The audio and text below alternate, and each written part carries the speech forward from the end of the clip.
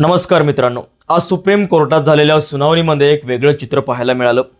काल कपिल सिब्बल यांनी जोरदार युक्तिवाद केला होता, पण आज न्यायालयाने त्यांना फक्त काही महत्त्वाचेच प्रश्न विचारले।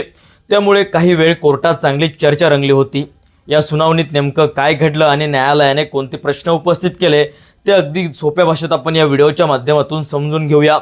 सगळ्यात पहिला प्रश्न असा विचारला की न्यायालयाने प्रश्न विचारला तो म्हणजेच आपल्याला नेमकं कोणाचा निर्णय घ्यायचा आहे। शिंदे गटाने आमदार अपात्र ठरवायचे आहेत की ठाकरे गटाचे? या प्रश्नामुळे काही क्षणासाठी संपूर्ण युक्तिवादाचं केंद्रच बदललं। यानंतर न्यायालयाने 23 जूनच्या अपात्रतेचा याचिकेचा मुद्दा उपस्थित केला होता। कोर्टाचं म्हणणं होतं की एकदा अपात्रतेची याचिका दाखल झाली की त्यानंतर झालेल्या काही राजकीय हालचालींचा कायदेशीर परिणाम मर्यादित असू शकतो। यावर कपिल सिब्बल यांनी तात्काळ उत्तर दिलं की सुरुवातीला फक्त 16 आमदारांविरोधात याचिका दाखल झाली होती, नंतर उर्वरित आमदारांविरोधात दुसरी याचिका नंतर दाखल करण्यात आली। त्यामुळे या दोन याचिकांमधील काळात जे निर्णय झाले ते स्वतंत्र विचार करावे लागणार आहे। मित्रांनो, शिवसेना पक्षाची सुनावणी अतिशय जोरदार पद्धतीत सुप्रीम कोर्टात सुरू आहे। यानंतर पुन्हा चर्चेचा केंद्रबिंदू बनला तो सुनील प्रभू यांच्या व्हीपचा। कपिल सिब्बल यांनी सांगितलं की त्यावेळी अधिकृत प्रतोद सुनील प्रभू होते आणि त्यांनी बजावलेला व्हीप वैध होता। त्यामुळे त्या व्हीपचं उल्लंघन करणाऱ्या आमदारांवर कायद्यानुसार कारवाई व्हायला हवी होती।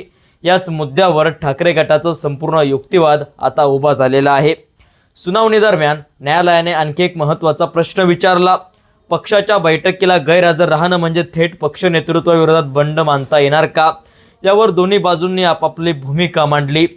त्यावेळी पुन्हा एकदा तोच प्रश्न समोर आला, राजकीय पक्ष मोठा की विधिमंडळ पक्ष? गेल्या 2 दिवसांपासून ही चर्चा या प्रकरणाचा मुख्य केंद्रबिंदू ठरली आहे। आजच्या युक्तिवादात कपिल सिब्बल यांनी निवडणूक आयोगाच्या निर्णयावरही प्रश्न उपस्थित केला। त्यांचं म्हणणं होतं की आयोगाने 2018 मधील पक्षघटना मान्य केली नाही, पण मग ती पक्षघटना आयोगाकडे आली तरी कशी? कारण त्या संदर्भात ठाकरे गटाकडून कोणताही अर्ज करण्यात आला नव्हता असा त्यांचा दावा होता। याच मुद्द्यावरून निवडणूक आयोगाचा निर्णय प्रक्रियेवरही त्यांनी प्रश्नचिन्ह उपस्थित केले। त्याचबरोबर त्यांनी आणखी एक मुद्दा मांडला। सुरुवातीला एकनाथ शिंदे यांच्यासोबत फक्त 16 आमदार होते, नंतर हा आकडा वाढत गेला, म्हणजे सुरुवातीला विधिमंडळातील बहुमत त्यांच्याकडे नव्हतं। त्यामुळे पुढे मिळालेल्या बहुमताच्या आधारे काही निर्णय घेतले गेले का, हा प्रश्न तयार झाला।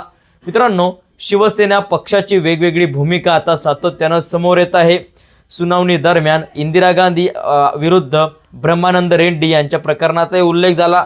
त्यावेळी काँग्रेसमध्ये फूट पडल्यावर दोन्ही गटाचं स्वतंत्र चिन्ह देण्यात आलं होतं। त्याप्रमाणे समाजवादी पक्षाशी संबंधित काही निर्णयाचाही संदर्भ देण्यात आला होता। मात्र हे संदर्भ सध्याच्या प्रकरणाला कितपत लागू होतात यावर न्यायालयात चर्चा झाली।